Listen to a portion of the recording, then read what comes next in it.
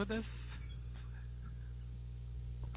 We'll switch to English as our guests, unfortunately, not yet speak Portuguese. Maybe a couple more visits and they will. It's a great honor to chair this, the second and final roundtable of the IPS Winter School. It's 2017 version. And first of all, I'd like to thank Heather, Jeff, and Cynthia for taking the time to be with us today and expand their ideas on this very broad topic of borders, boundaries, and frontiers. The general theme of the roundtable would be to discuss actually the role of borders and boundaries as central aspects of the international political sociology agenda, and to invite our guests to reflect on how these concepts have tested the frontiers of the international as not only a central aspect of our own research agendas, but also as a definitive limit of the discipline we work with.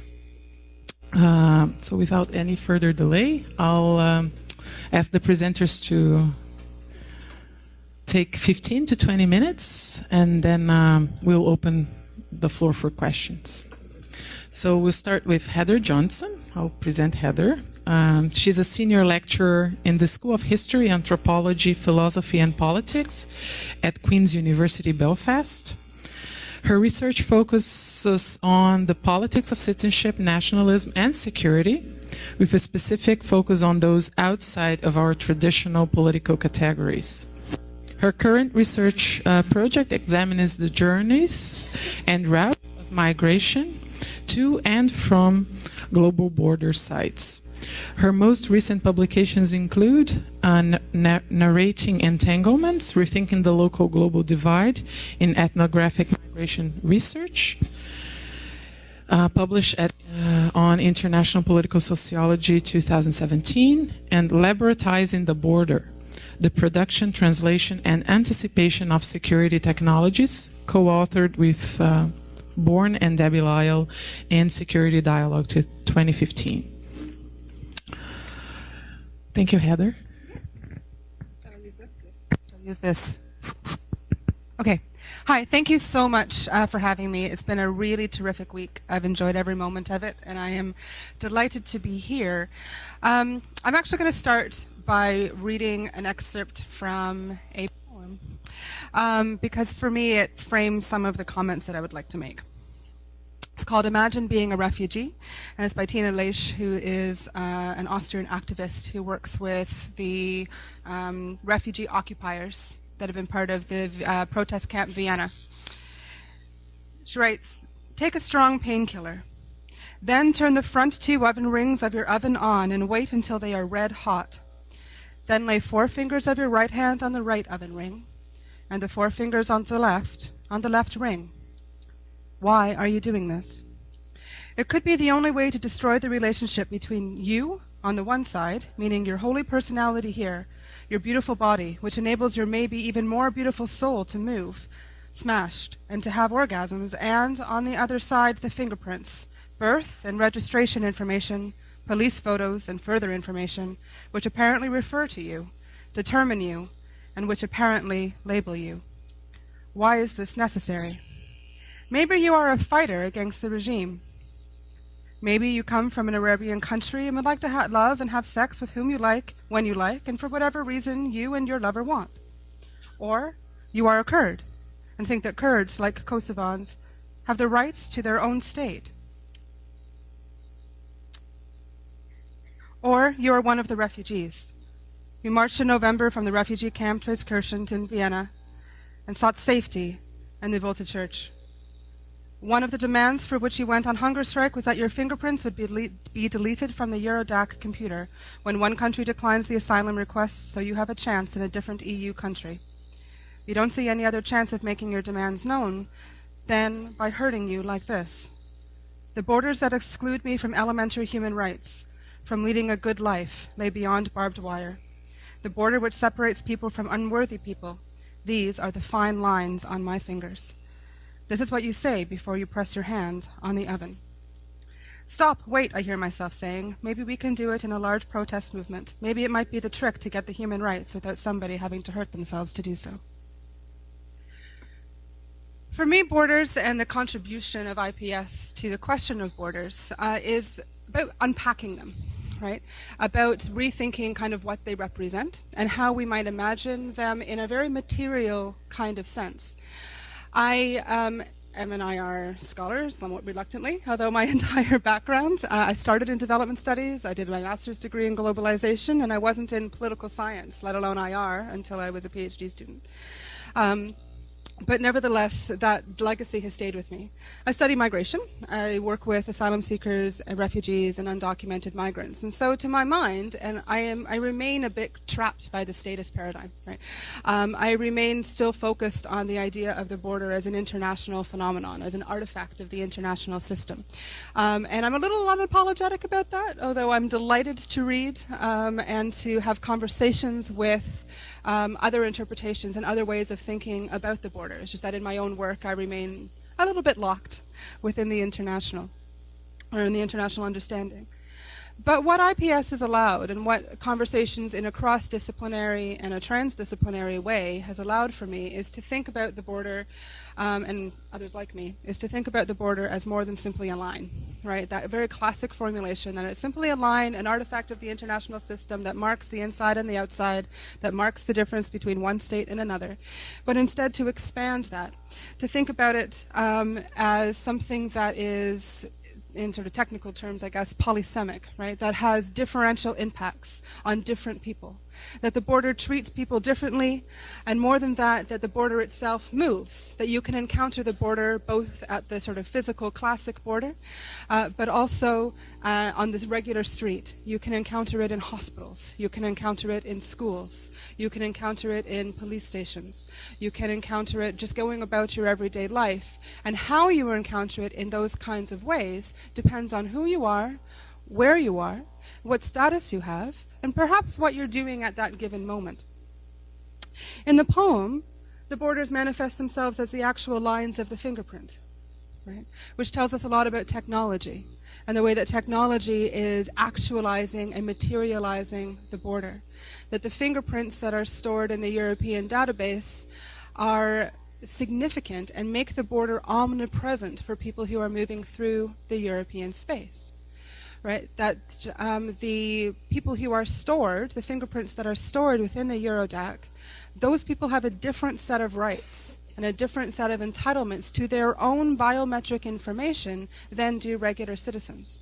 There are very strong laws within the European context about how your personal identifying information can be, how long it can be held, and how it can be used.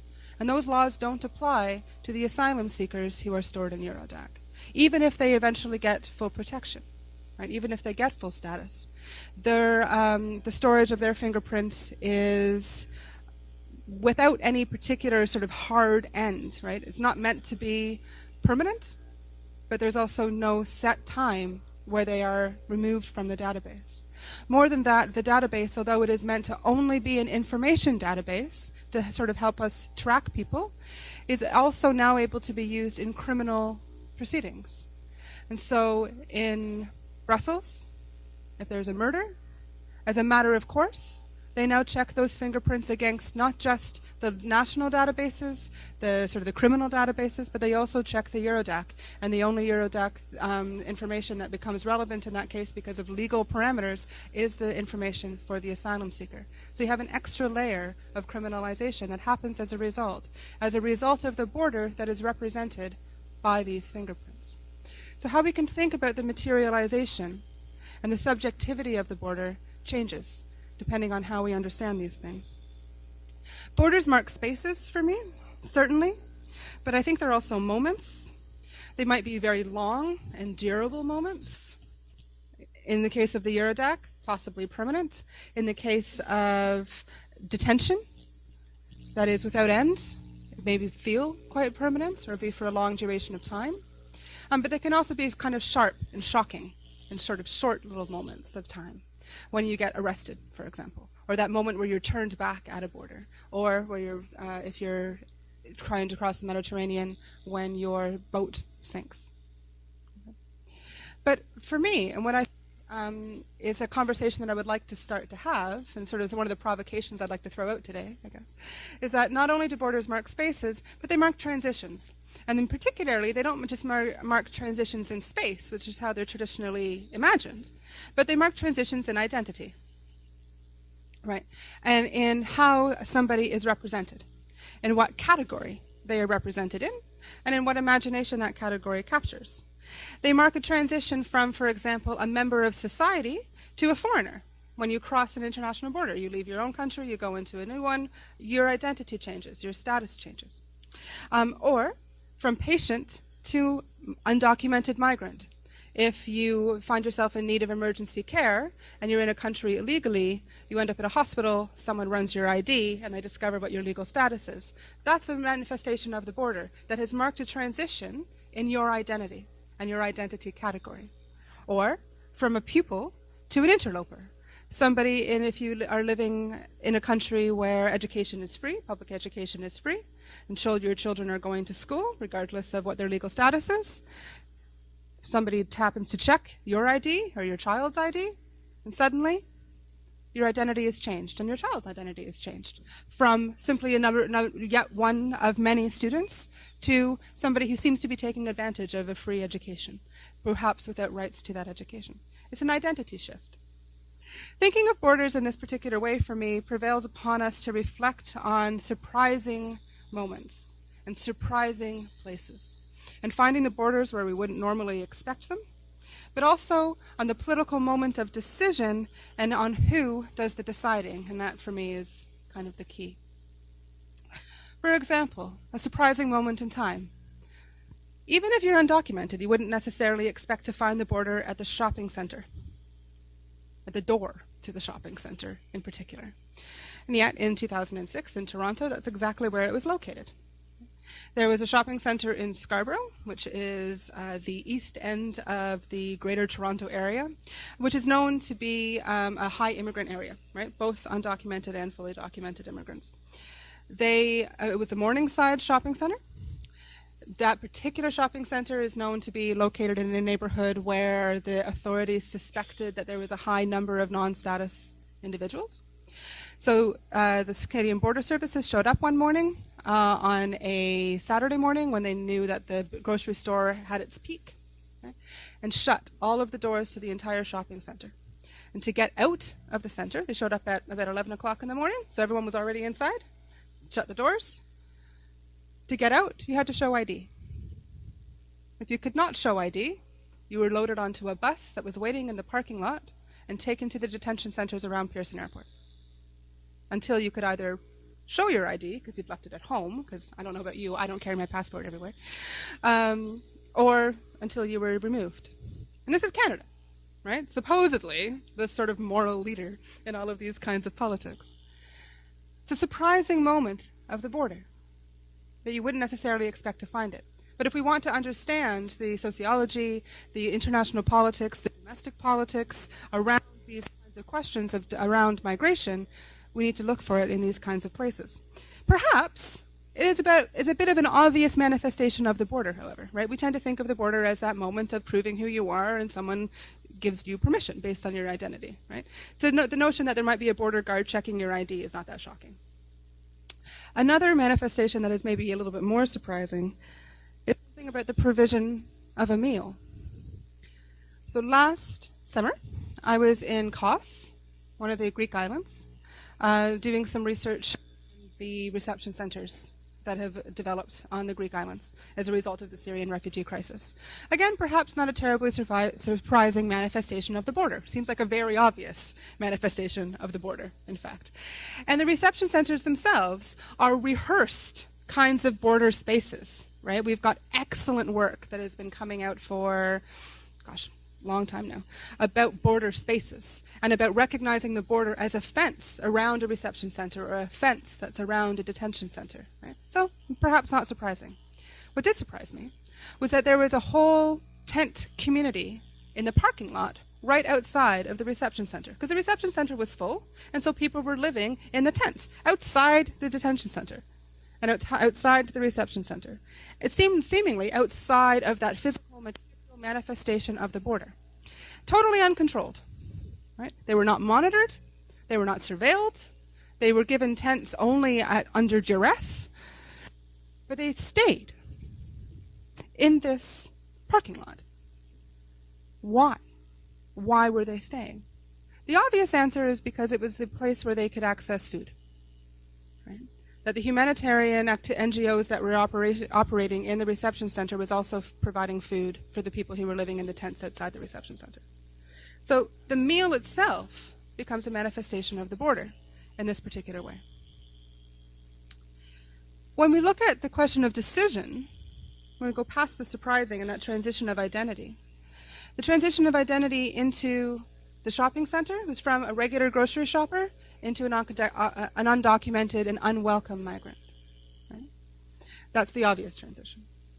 For the folks that were living in the tent community, the transition was one of from an independent individual who had made an autonomous decision to move and arrived in Greece as a result of that, to a fully dependent person who couldn't go further than a couple of kilometers at risk of not having the next meal.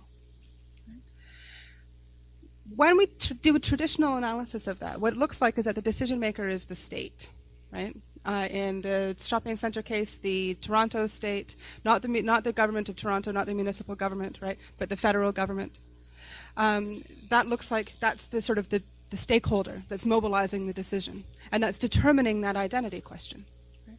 In the example of the reception center, again, it looks like it's the Greek government that is making that decision, that is making that demand, right? Or at the very least, maybe the managers of the reception center that are making that decision and that are making that determination of the identity, rendering those people dependent. And I think, however, that we need to push that further. And for me, the conversations that are happening in IPS about sort of breaking down these holistic and very fixed categories of what a border means and who the decider is and what the state is and what these politics operate as, it allows us space to take the self-representation of identity seriously. That if we think about the border as an identity moment and an identity transition, that lets us think about it as in terms of self-representation as well. That in fact it's incumbent upon us to think about the way that people present themselves and the decisions that they make, to take the individuals seriously as well. So in the indication of the mall, the state might have decided that the identity transition is from shopper, who by the way is paying taxes on everything that they buy, but to an undocumented and unwelcome migrant. But for those individuals who successfully challenged a lot their arrest and detention, for those that managed to resist deportation for long enough, they did successfully challenge the act. They were the victims of an unwarranted arrest and unlawful detention, and they became subjects who claimed rights. So that identity transition went from shopper to wronged rights holder, which is a very different kind of identity transition than the one into an undocumented or an illegal migrant. And if we want to understand the politics of what followed that particular moment, which was an invigoration of the Don't Ask, Don't Tell movement in Toronto, that meant that municipal authorities were no longer required to report on the legal status of individuals who accessed public services. It was that moment in the shopping center that was one of the galvanizing moments that shifted this. For the folks that were living outside the reception center in Greece last summer, the moment of decision was that they actually, similarly, were demanding protection. They refused to leave because they wanted to be part of the asylum process. They wanted the opportunity to make an asylum claim and to have that claim taken seriously, and they knew that in the Greek polis at the time, and remains true, that in order for that to happen, they have to be living in a reception center. So just because there wasn't room for them in the reception center did not mean that they were going to just go on their way, even though there were people in the reception center who thought they were crazy. Right, who were just like run as far as you can. Why are you stopping? Keep going. And they were saying, no, I don't want to. Right? I want to make a claim. I understand that I'm making a strategic decision here, but it is a strategic decision that I get to make. And so gone from the identity transition from an independent migrant into a dependent sort of category that needs their next meal, instead they've become somebody who is in some ways resisting and demanding rights. But we don't get access to those politics unless we take the border as an identity transition seriously, and unless we take that self-representation seriously. In the poem, the decision is to burn the fingerprints off of their hand. It's very common in Europe now. Happens a lot. Because it sort of foils some of the biometric tracking, which means that at the moment, the technologists and engineers who are funded through Frontex and working through the European Council funding as well are driving towards developing technologies for biometrics that can't be easily removed. Blood, for example. Iris scans, with the presumption that people will be more reluctant to blind themselves than they will be to burn off their fingerprints. But again, it is a decision that is being taken by individuals, right, as a way of exerting some control over their own mobility and their own interaction and identity consequences of the border. So it's not enough then to look at simply the law and the policy. It's not enough to simply understand the very classic IR position of the state being the decider, especially when it comes to migration and the border. That the border is an artifact simply of the state. If we understand the border instead as an artifact of identity, then it opens up a whole new set of questions. A set of questions around narrative, a set of questions around self-representation, a set of questions around the politics of mobility and how that works and how people are choosing strategically to engage in that, even from subject positions normally think of as marginalized and subaltern. And the debates that are happening in IPS and in critical migration and in critical citizenship studies are allowing us to open up those black boxes, to ask questions about not simply about how people are resisting, but how they are fundamentally strategizing politically in very small ways and in very big ways, to actually define their own identity and to negotiate the way that the border acts upon them as well as the way that they themselves act upon the border. And for me, that raises one final boundary. We've changed the word from border to boundary. Because, as I said, I'm still a bit of a traditionalist, and borders to me have a very specific meaning. But that boundary is that between the researcher and our participants. That there is a never-ending demand in our methodologies and our theoretical frameworks, especially for those of us who have been trained in an American tradition. There's this quest for replicability and reliability of our data. And that presumes that there is some sort of originary story, that there is something that we can call truth, and that we are looking for the authentic story.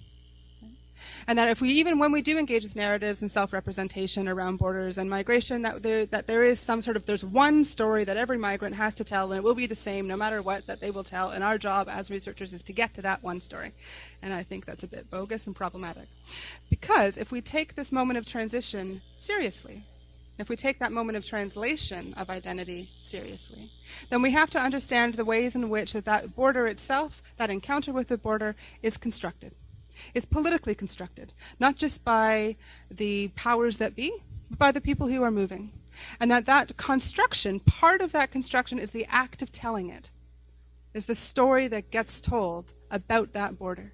And that story itself is a political statement that is shaped, that is consciously strategized, and that is responsive to a certain context and to a certain understanding of the relationship between the participant and the migrant and us as researchers. And so we're therefore responsible for asking very careful questions that allow us to get to that context so we can understand that decision, not as a truth decision, but as a political decision. Right?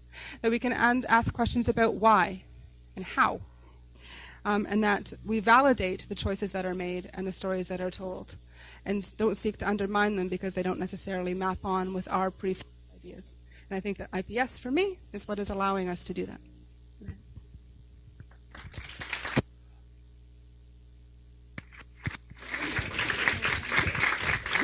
Thank you, Heather. I yield the floor to Jeff Huysmans. Is Huysmans or Huysmans? Or none of them? Okay, perfect. Jeff is Professor of International Politics at Queen Mary University of London. His research interests are the politics of insecurity, the securitization of migration, and critical methods in security studies and IR. Currently, he is working on security and democracy in times of surveillance, the political life of methods, and the political significance of little nothings. He was co-editor-in-chief of the ISA journal International Political Sociology from 2012 until 2016.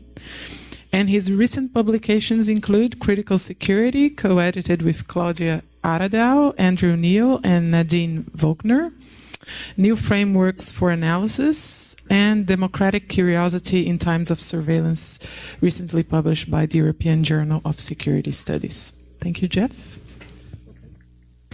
Does this work? Yeah, okay. Now I can't move it anymore. So thanks for inviting. It's been brilliant this week. I'm going to apologize to the students in the workshop before, because I think I'm going to say similar things than what I said this morning. But it happened to be about mobility. Let me keep an eye on the time. Yeah, good. I think, like Heather, I think that boundaries, borders, have been actually very important in IPS. They have been almost like defining for a significant proportion of the work. And it's not just in relation to migration, it's about what the international is, so the boundary of the limit, or the limit of the international in relation to the global or in relation to the colonial, and these kinds of elements, as well as on migration. And a lot of work is done around bordering, boundary drawing, limits, and lines, in actually highly sophisticated ways. Not always, but there is work that is, with sophisticated I don't mean that as, I mean it as a value judgment actually. It's not a reproduction of the same. I was going to say I don't mean it, but it actually is a value judgment in the way. And so you've heard a lot about it. I'm not going to be able to engage in these concrete terms with it. And there has been movements where the border, which I found very interesting in a panel on border studies, where everybody was talking about borders, but there was no border in the sense of the line between the states, which was nevertheless the organizing device of the whole panel. The whole panel was about why the border is not where it is, but nevertheless everything was about the border. And so the border existed, like you were saying, it pops up everywhere in some way. Now what I thought was interesting is, and in that sense, this is very creative work around the border, because it actually doesn't really work in IR. The only thing you've left is the name border. But nevertheless, the name border, or the concept border, does things. It leads you actually, there is a remnant of the line that is left, which is that you start thinking in terms of inclusion and exclusion, in terms of being in or out, despite saying it's not so clear-cut. There are zones, and people are in and out, and so on. But there is a remnant when you do borders, that there is an element where you think in terms of an identity you have or you don't have, or you move from one identity into another one. And so it remains an organizing device, despite the fact that you say the border is not where it is supposed to be, and actually it's everywhere and nowhere. Right? And it actually works through technologies, through everyday practices, through distinctions that are made, but it remains a device of in and out, inclusion, exclusion, and so on. So that made me think at some point, going back to what would happen if we actually would not use the border to think about relations. So we would not think relations in terms of being X or Y, being a citizen or a non-citizen, or being a half-citizen, because then you sit somewhere in the middle, right? What if we would start thinking about this in other terms of relation, where you actually, I was going to say forget the border, but that's bad, that has bad connotation in the history of IR. Not use the border as an analytical device for thinking about what goes on in the relations between people or situations. And hence the idea to start thinking about connecting and about mobility, not as the crossing of borders, so crossing from one state into the other, from the shopping mall into something else, from the village into the next village, and so on, from one identity into the other one. No, accepting that mobility is an element of, you move physically, but through movement you become related in various ways, through shopping, to indeed encountering the border, in very harsh ways for some people. But other migrants do not encounter the border if we do migration. They do encounter it, but so they're involved in all kinds of everyday activities that connect them together. And they do things. Sometimes it's about rights claims, sometimes getting your shopping, sometimes getting the job. Sometimes so there's all kinds of elements that happen. And somehow that also organizes a social fabric, to use a very old-fashioned term, in a way. So through this connecting, one has that as well. And so the question became somehow, what would happen if IPS would take on the issue of connecting, relating, without retaining, and hence the frontier of the international, retaining the thinking in terms of lines. That somehow is a remnant that remains, almost as a reference point. Hence my idea about using forgetting. But forgetting is not good, because that doesn't mean it's not there. It really is about what would happen if we do not use it consciously as the device through which we somehow remains our reference point to which we think.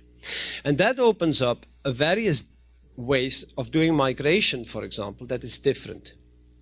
Because you are much more sensitive that a migrant is not a question of being a citizen or not a citizen. What becomes much more important, for example, is, if you're interested in rights claims, what variety of right claims are actually made by a group of people, in a situation. It could be a detention center, it could be outside, but it could also be, here in Rio around the corner. So what are people claiming and doing? And so what connects them is the rights claim making. And of course, it's not institutionalized. There's lots of institutions. There's all kind of, indeed, what you would recognize as borders they would encounter. But the border would not organize your life initially. You would be organized through the rights claims that you make and the right to have rights. And that would be an approach in some way that I think would be quite different. It would overlap with much of the work, critical work in IPS that happens. But it would also not retain this idea about that ultimately what we do is the inclusion-exclusion dynamic, or you are X or Y. And the idea is to write your analysis and stories, and I think in relation of migration, it embeds more people into society and politics than otherwise would happen. So it's not just the people who are experiencing the border in quite harsh terms, which we tend to focus on, that are important. It's also for the migrant who has entered, lives their lives, gets connected, do things, become part of the fabric, and therefore the category of migration might actually not be the right one anymore to use either. And what would happen if IPS would start studying relationality in that mode? I use, there's various terms to do it. You could do entanglement, but that's now so much used. I've only recently discovered that it is bound to the people writing about the Anthropocene, about the entanglement with nature. So I don't know whether it's the right term. Connecting is another one. Relating could be done, but it's not. Exchange relations have traditionally been used to do that. You think in terms of exchange relationships rather than I am X and I do something with you, Y. No, we are connected because I don't know what. Gifts circulate between us. Yeah? And thereby we become connected to one another. There's an old theory about gift giving. So if IR would do that one, of course it wouldn't be IR anymore.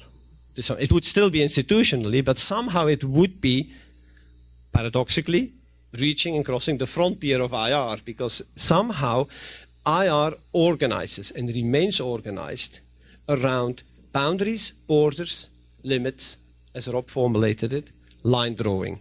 And it's very much still present, and it's not a critique of the work that happens, because, it is very much present in critical work, but it draws attention to particular practices, which often are indeed the harshest ones and where the critique needs to be.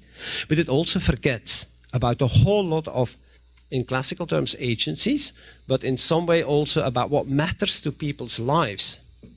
It matters to people, to migrants as well, that they are related and embedded. And they will encounter limits, but you encounter limits too in your life, and they're different. But rather than focusing on the limits, let's try to understand how, in this case migrants, but you can do it in many things. People do it around nature. and human beings, and animals and human beings. How you part and become part through the practices you do, the circulation of things between, you constitute something, which is not something, it's always changing as well. And what would that do to our understanding and the possibility for critique and critical analysis? It would in itself be critical institutionally, because IR doesn't often do that. It pushes back to identity lines somehow. And so you would think in different terms. But it is a big chunk of how people's lives are actually built, unfold, enact them, and so on. And you can do it through traditional language, as I said, of rights claims. You just look, how get we connected? When do we get connected through rights claims? How does that work? And so on, right? And how is that shifting? And what does it mean to introduce the category that we connect? Because I make a right to have a right, a claim to you, rather than I claim a right I already have. And how does that change how we get connected? Which is different from saying, starting from the assumption, you have rights or more rights than I have as the organizing device. Of course we know that's the case. I mean, I don't know, right? But here it might be. So that's what I was thinking, that IPS as an element, it would be a topic that is worth exploring, which is connected to the issues of boundaries, borders, limits. And I think it would be the frontier of IR. And we know that. It's new and not new.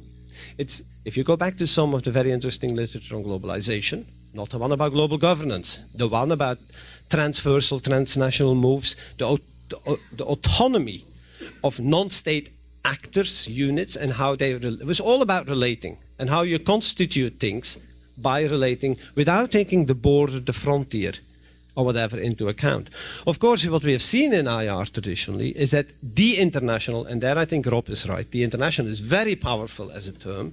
It reintroduces the bordering, and often through a statist version of it, the international as the statist in it. And globalization becomes not about this very disturbing view of the world, where states are there, but you don't read the world through states and the interstate. You read the world differently, And suddenly it turns into, it's a question about scaling up. So we have global governance. Or it's about how this is structured nevertheless, and what the central role of the states that remains are in this. And then we have the borders and the international back in. What if you would let go of that and recognize that, much of the life is actually takes place through these relations. So it's new and not new. But I think it remains, I don't know if it's the frontier of the international, but it remains there where it's maybe not the frontier of the international, it's where the international becomes a problem. Where it actually is a hindrance for you to understand what actually is going on. I think I'll leave it at that.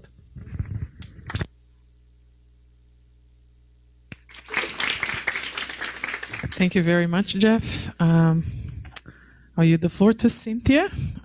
Cynthia Enloe is research professor in the Department of International Development, Community and Environment at Clark University. Her feminist teaching and research have focused on the interplay of gendered politics in the national and international arenas. She currently serves on the editorial boards of 5 academic journals, including International Feminist Journal of Politics, Security Dialogue, Women, Politics and Policy, International Political Sociology, and Politics and Gender. Some of her publication includes Bananas, Beaches and Bases, Making Feminist Sense of International Politics, first published in 1989, and more recently, Flick of the Skirt, A Feminist Challenge to IR's Coherent Narrative, published in IPS. Thank you, Cynthia. Thank you. Hi, everybody. Hi. You're good to sit through us all. I hope you're getting good questions or, comments to make. I want to say something about what it means to be a journal. Because as I listened to both Heather and Jeff and have been brought into the journal International Political Sociology, which we refer to as IPS, by Zhao and Jeff especially. One of the things that you learn is that journals should be, they're not always, but they should be communities. And they're not used like that by most of you, right? My guess is that you cherry pick articles, right? You find somebody who's writing about the Kurdish refugees from Syria who are now in Turkey, and you go and you don't really care who created that journal. You go find that juicy article and you print it out and you use it and you cite the journal when you're footnoting, but you have never noticed who the editors are, have you? Right?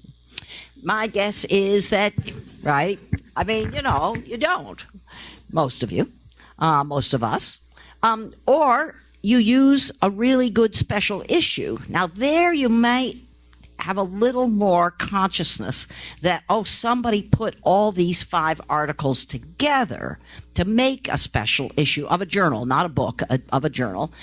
And there you might at least, depends how good your citations are, it depends, you might at least list in your citation, in your footnote, the special issue editors as well as the author editor. But you still probably don't look at all the contributing editors. You don't look at, so who are currently on the editorial advisory board of IPS? Are they all from Western Europe? What percentage are women and men? You unfortunately, when you look at the list, you can't tell much about race. You can tell something about geographic location, mainly because every time there's an editor listed, now this is the advisory, this is the long group. These are people who do the reviews. They're not the ones who really do all the hard work that Zhao and Jeff have done to get the issues out every time. So let me make a pitch, because Jeff and Heather have just spoken to us as if we all care about the journal. I don't think we do. And that's, I know, it's a terrible thing to say, but honestly, so how many of you subscribe? Okay, ready for honesty? Okay. I am not taking a photograph. This nice guy, Zhao is taking photographs, but he's not. But he's not going to turn around and take a photograph of you. Okay, so there's not going to be any record. All right. How many people here in the room subscribe to an academic journal? You actually have a subscription, you know, because you paid for it. You probably have a student subscription, which is pretty low. How many of you actually subscribe to a journal? Doesn't have to be IPS, it can be any number of journals. Well, there's an overwhelming consensus here, all right? Renate, do you subscribe? And you subscribe. Oh, so now, come on. All right, now let's do this again. How many of you actually, come on, this is not the place for shyness. How many of you subscribe to a journal? Okay, come on. Boys and girls, come on. How many people subscribe? Okay, look around. All right. So we've got maybe 7 right here, right? Okay. How many people here in the room subscribe to 2 academic journals? Yeah, it's the same cast of characters, right? Yeah. So here, because what Jeff and Heather have just been doing with us is reminding us that journals don't come from nowhere.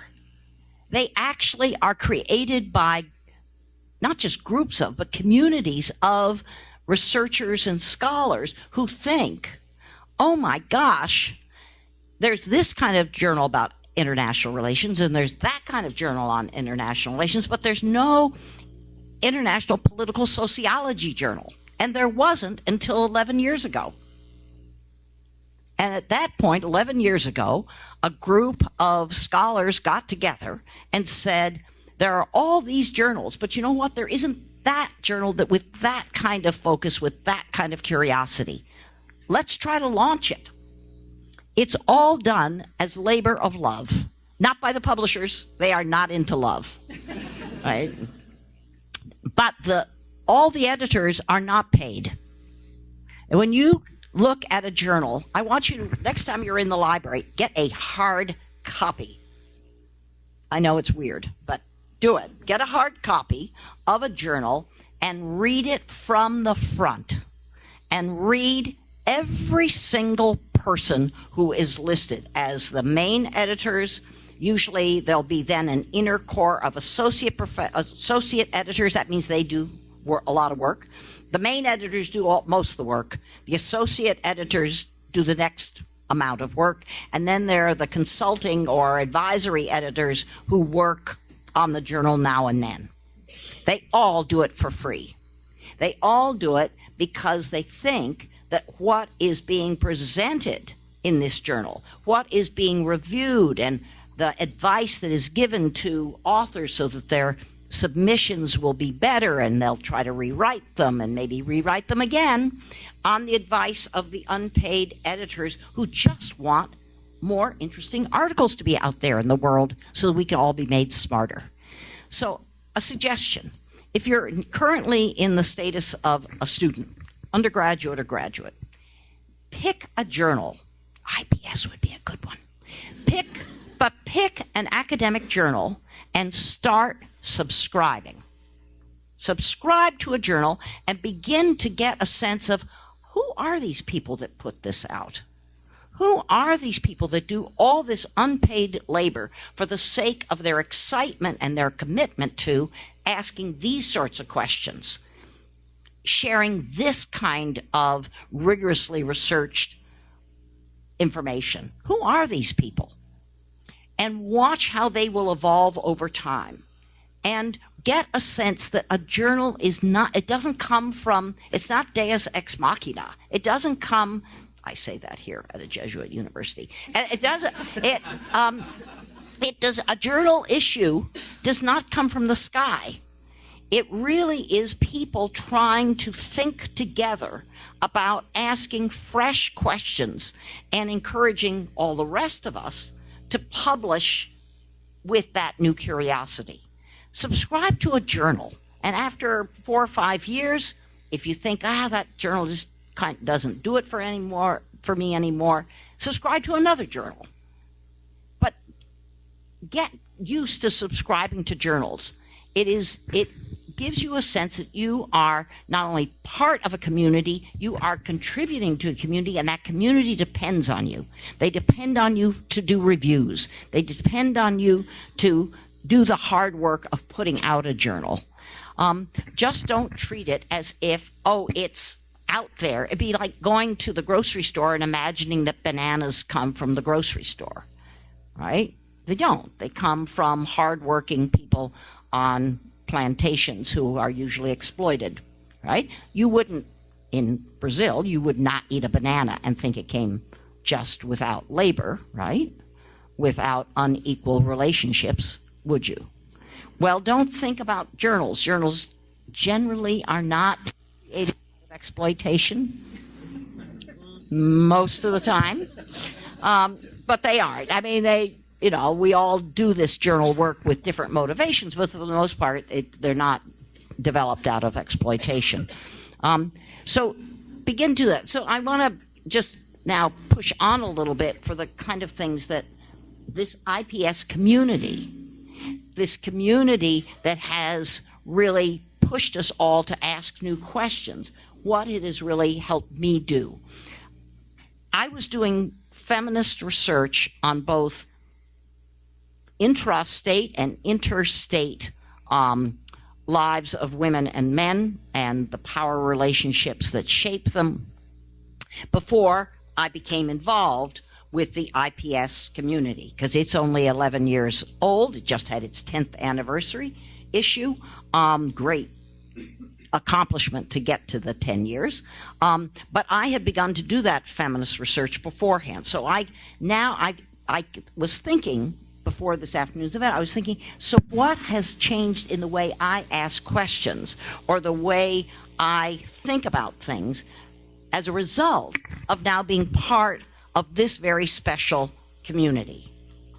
And I think it's exactly what Heather and Jeff and Zhao and Caroline have all been hinting at, and that is that it has really exploded in the best sense. It has opened up forcefully the idea of what is the international. And that for me is so important. I'd already, because this is what happens when you become a feminist, and you never become a feminist by yourself, it's because other people are smarter than you are and, make you think new thoughts. I'd already, thanks to all my feminist friends being smarter than me, I already had begun to question what is political. I don't mean that I now have it all together about that question, but I already had done that because that's what it means to become a feminist with your curiosity. You no longer are sure about what's political. You go to research and find what's political. That's what feminism does for you. But while I'm not just an international relations person in my teaching and my research and my writing, I'm also a comparative politics person. And so what really being part of this journal community has done is made me think much harder in a kind of exciting way. Isn't hard thinking exciting? Can't you tell? Right? You don't even need the caffeine. I mean, you just, you can tell you just start to buzz, right?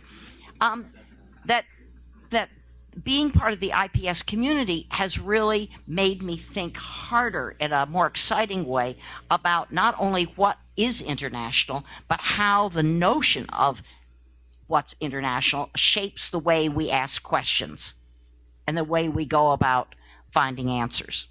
Now, as a feminist, you really always, we've been taught by other feminists never to use international when you mean interstate. A state is not a nation. Now, political scientists know this, sociologists know this, anthropologists, and certainly historians, probably more than anybody, know this. A nation is not a state. A state may claim state officials. State officials may claim they speak for a nation, a genuine, authentic nation, but they're making that claim for the sake of their own state's authority. That's really different than being an actual representative of a nation. So next time you're in Wales, you're a very mobile group. Next time you're in Wales, go on the train from London up to Birmingham. You get on a one rail train, and you go straight across from Birmingham, England. You go straight across to the Welsh coast and this is a great name to be able to say, Aberystwyth. Right? It's not as long as some Welsh names. And you actually, when you get off the train at the platform, you actually, if you practice, probably can say Aberystwyth, although people there get lazy and they call it Aber. And there is the University of Aberystwyth, and the University of Aberystwyth was where in 1919 the very first ever Department of International Studies was created. And it was created deliberately as a post-war scholarly activist move to try and create a discipline that would prevent another world war from ever happening. So the creation of international relations was itself originally a political act, an act of never again. We have to figure out what went wrong in 1914 and before so that the horror of World War I will never be repeated. And that's Aberystwyth. Okay, say it. Aberystwyth. Come on. Say Aberystwyth. You're the only ones in Brazil who are saying this. So Aberystwyth has this international studies department.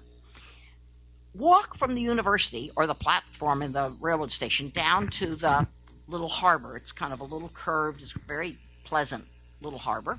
And I was there doing a gig, and my friends, my hosts at the university, took me down, and we were having beers on the waterfront there, very nice. when the sun shines in Wales. And would you all please stop complaining about your Rio winter? I mean, this gets so old for somebody from Boston or Belfast or London, or, truly. So when it's sunny in Wales, you go and you drink beer down on the harbor side. And so I was down there, and I noticed that there were kind of decorative flagpoles. I thought they were just decorative. And I stood, now remember I'm in Wales. I stood there, and I looked up, and I asked Ken Booth, as a matter of fact, a political science guy, I said, Ken, what are these flags? Because I looked up, and all of a sudden, this is for watching, if you watch enough, soccer, football, you begin to recognize the Welsh symbol, right?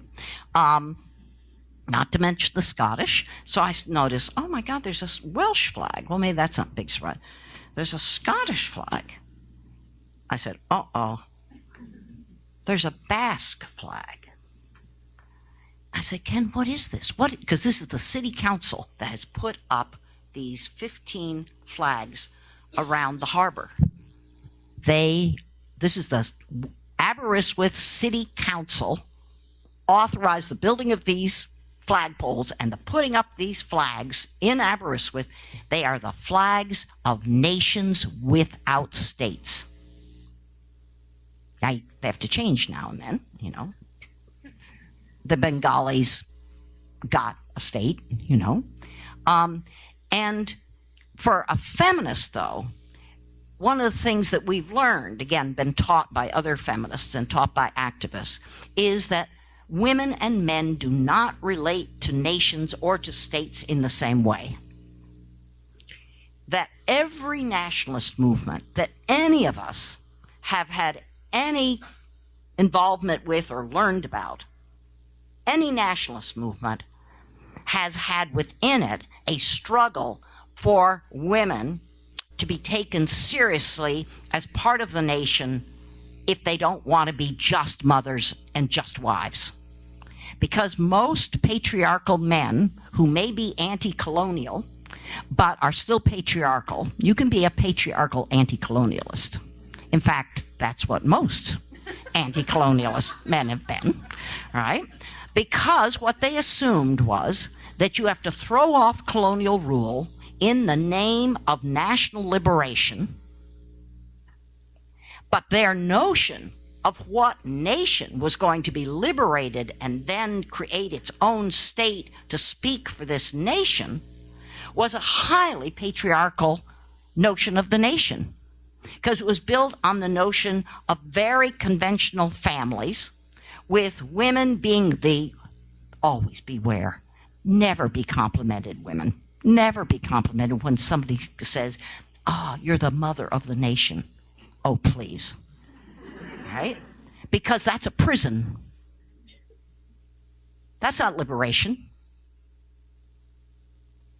It's a prison on a pedestal. In fact, some of the most dramatic prisons are on pedestals. And so women have been fighting inside, sometimes losing, and oftentimes losing, inside of national liberation struggles to say that nations cannot thrive with women's full and lasting support if they are going to be nations that are built on patriarchal relations. States that are built to represent patriarchal nations are very likely to be patriarchal as well. There are a lot of states that, of course, do not really authentically speak for nations. Most states in the world today have within their subject populations multiple nations. What does it mean to be a Navajo in the United States?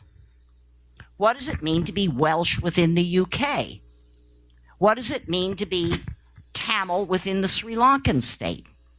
There are very few states today that can claim to speak for an authentic, cohesive nation. So oftentimes women and women's movements and women's activism is to challenge the notion of the nation and the notion of the state and the actions of the nation through nationalist movements and the actions of the state through state officials simultaneously. If there's a boundary that most women have experienced, it's the boundary of home. That is, the home is oftentimes imagined to be the place where women are most fully their feminine selves. They can step outside the home. They can go to a distant city and work in a Nike factory, making sneakers for the international market. But it's kind of a risk. It's not a risk for a man to leave the home and go work for Hyundai in South Korea, making steel. Hyundai's not just a car manufacturer, it's a steel manufacturer. It's considered much less of a risk. In fact, it's not even a risk. You are proving your masculinity to leave home as a young man and go and work for the Hyundai steel industry. You are proving your gender accepted identity. If you are a woman, young woman, sneaker makers really don't like anyone over 25, because you ruin your eyesight. You really ruin your eyesight in the electronics industry, but you already ruin your lungs and your eyesight in even a sneaker factory. If you're a young woman, 18 years old, leaving home, you're doing the same thing your brother's doing. You're leaving this place called home, and you're going to outside of Seoul. No, you're going to Busan. It's very particular. We're the biggest sneaker. It's the sneaker capital of the world, or was until about 1990. You're going to the port city of Busan to work in a Nike factory. You are not proving your femininity. You are risking it. Because the boundary of home has such a different meaning for how other people see you in your gender. You may think you're proving yourself because maybe you'll have a bit of income to yourself, although you're going to send, if you're a dutiful daughter making sneakers, you are going to spend most of your money back to your parents who are struggling on the farm. But maybe you'll get a little extra. So you may think that you are proving yourself, but in many other people's eyes, you are making yourself unmarriageable. So the boundaries of home and the relationship between home and nation and home and state are precisely the kind of things that international political sociology questioners, explorers, community members are actually trying to make us smarter about. Subscribe to a journal. Thanks.